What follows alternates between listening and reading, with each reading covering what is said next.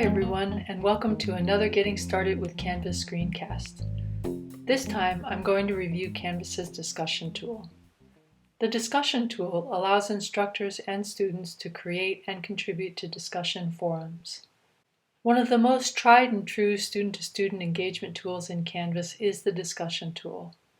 Now, in addition to having our formal and informal discussions about our course content, using Canvas, we can also allow students to initiate and lead their own discussions.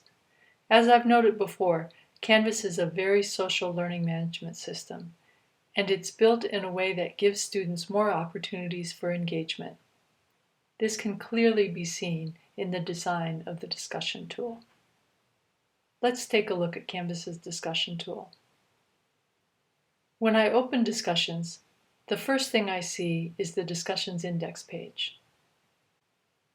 When I set up and run a discussion, my new discussion will appear in one of three categories on this page. By default, the discussion appears in the center of the page in the Discussions category. This is where all of the active discussions go. The discussions in this area are ordered by most recent activity, which means that when someone posts to a discussion, that discussion rises to the top of the list. When this happens, one number, highlighted in blue, for each unread post is added to the total number of replies, and one number for the total number of replies is also added to the counter, highlighted in gray. I know when I've read all of the posts because the number highlighted in blue will be 0. The other two categories on the index page are pinned discussions above the general discussions area and closed for comments below the general discussions area. If a discussion is over, I can move it to the closed for comments area. Or I can use the settings gear and select close for comments. When I do this, students can still read the discussion, but they can no longer post comments to the closed discussion. I can always reopen a discussion at any time by dragging it back into one of the two active discussion areas. The third area of the index page is the pinned discussions area. If I want to control the order of discussions independent of recent activity, then I pin the discussion or discussions to this area. In the student's view, a pinned discussion will appear at the top of the index page. Pin a discussion by dragging it and dropping it into the pinned discussions area,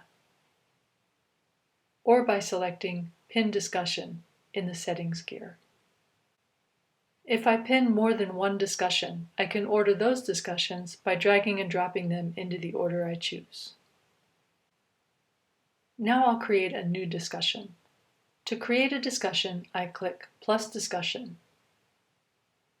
After naming the discussion, I can use the Rich Content Editor to create a discussion prompt. As you know, whenever you have a rich content editor, you can add text, links, images, media, or anything the menus here will allow to create your discussion prompt. Once I have my prompt, I'll do my settings. If I want to extend the prompt by providing more information, I can attach a file with more information that students can download. Under Options, I'll determine whether or not I want to grade the discussion. If I choose Graded, the discussion will become an assignment, and Canvas will add a link to this discussion on the Assignments index page. Canvas does this so that I can keep track of all my graded assignments.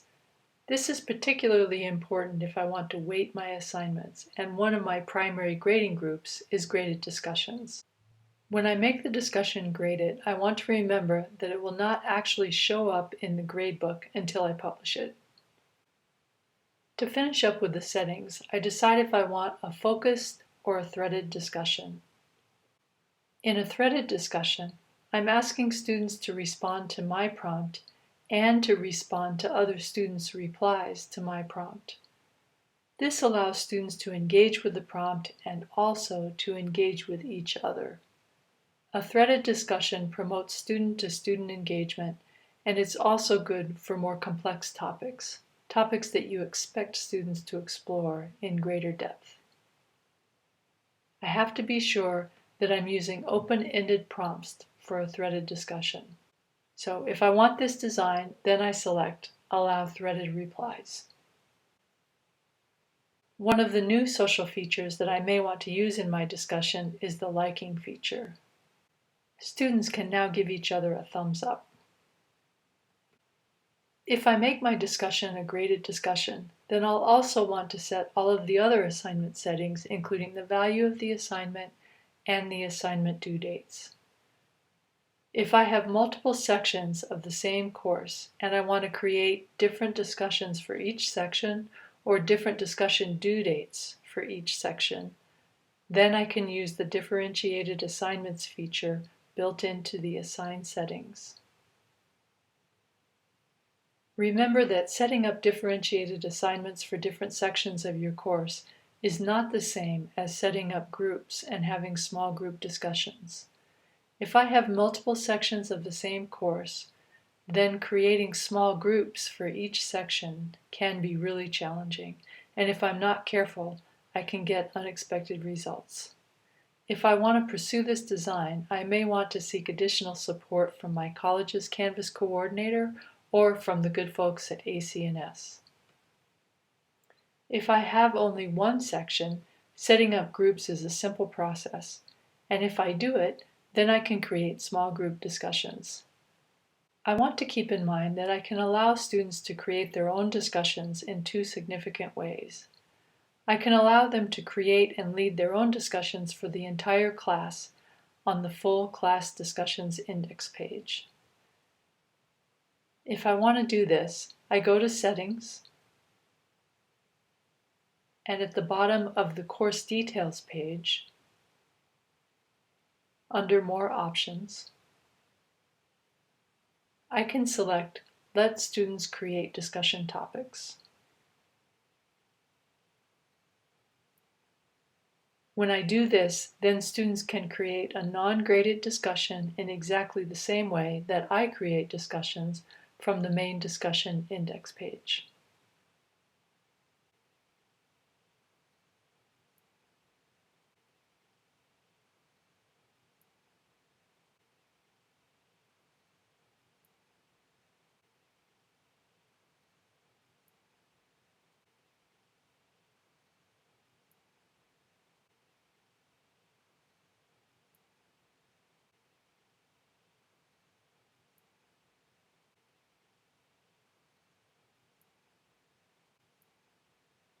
If I have students in groups, they can also create their own discussions using the group tools that Canvas gives each group.